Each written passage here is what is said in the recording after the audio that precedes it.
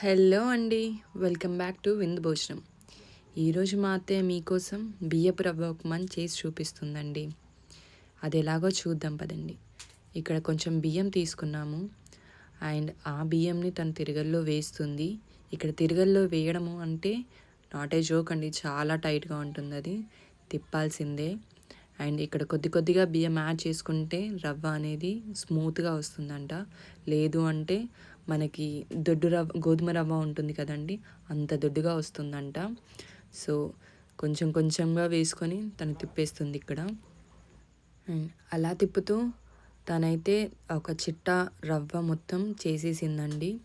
అది చేసుకున్న రవ్వని ఒక బగోని పెట్టుకొని దాంట్లో కొద్దిగా ఆయిల్ వేసుకొని దాన్ని రోస్ట్ చేసుకుంది. అండ్ ఇలా రోస్ట్ చేసుకోవడం వల్ల రవ్వ అనేది టేస్ట్ బాగుంటుంది అండ్ రవ్వ కూడా పొడి పొడిగా వస్తుందంటండి.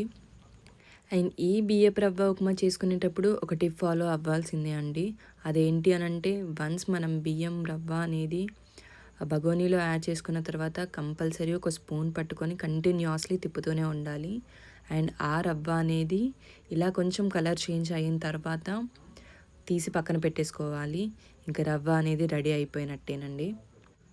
ఇలా రవ్వ పక్కన పెట్టుకున్న తర్వాత అదే బగోనీలోకి కొద్దిగా ఆయిల్ యాడ్ చేసుకొని పోపుకి అయితే రెడీ చేసుకుంటుందండి. ఆ పోపులోకి కొద్దిగా ఆవాలు అండ్ జీలకర్ర యాడ్ చేసుకుంటుందండి. ఈ ఆవాలు జీలకర్ర కొద్దిగా వేడైన తర్వాత అందులోకి కొద్దిగా మెంతికూర యాడ్ చేసుకుంటుందండి.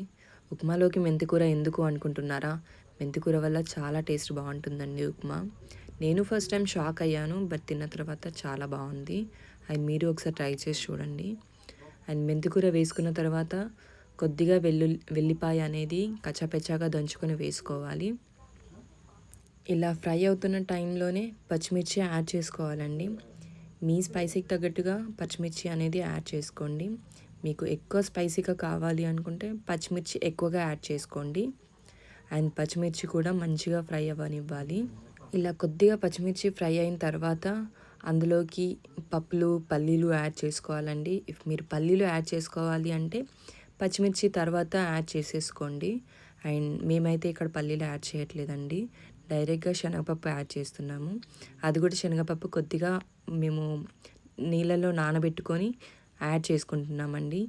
ఇలా ఎందుకు అనంటే శనగపప్పు అనేది మంచిగా ఫ్రై అవుతుంది అండ్ స్మూత్గా ఉంటుంది నీళ్ళలో నానబెట్టుకొని వేసుకుంటే.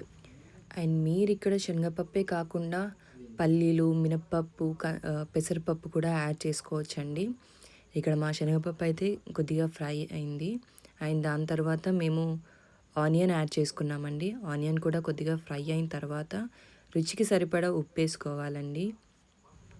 ఇక్కడ ఉప్పు కూడా యాడ్ చేసుకున్న తర్వాత ఈ అన్నింటినీ మంచిగా ఫ్రై అవ్వనివ్వాలి. అండ్ 2 minutesతో పాటు కలుపుతూ ఫ్రై చేసుకోండి. ఫ్రై చేసుకున్న తర్వాత ఆల్మోస్ట్ మేము ఒక గ్లాస్ పైన ఇంకొక పావు వరకు రవ్వను తీసుకున్నామండి.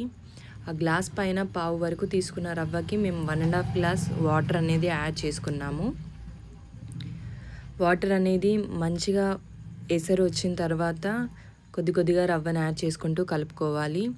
అండ్ రవ్వను యాడ్ చేసుకొని కలుపుకునే టైంలో మాత్రం స్టవ్ అనేది స్లోలో పెట్టండి. స్లోలో పెట్టుకుంటూ కలపండి. స్లోలో పెట్టుకొని మంచిగా ఉడకనివ్వాలండి దాన్ని. ఇంకా వన్స్ బియ్యపు రవ్వ ఉప్మా అనేది రెడీ అయిన తర్వాత మనం సర్వ్ చేసుకొని టేస్ట్ చేయడమే అండి. ఇక్కడ మా రవ్వ అయితే రెడీ అయిపోయింది. మేము టేస్ట్ చేసాము, చాలా బాగా వచ్చింది. మీరు ఒకసారి ట్రై చేసి చూడండి, ఎలా వచ్చింది అనేది కామెంట్ సెక్షన్లో మెన్షన్ చేయండి.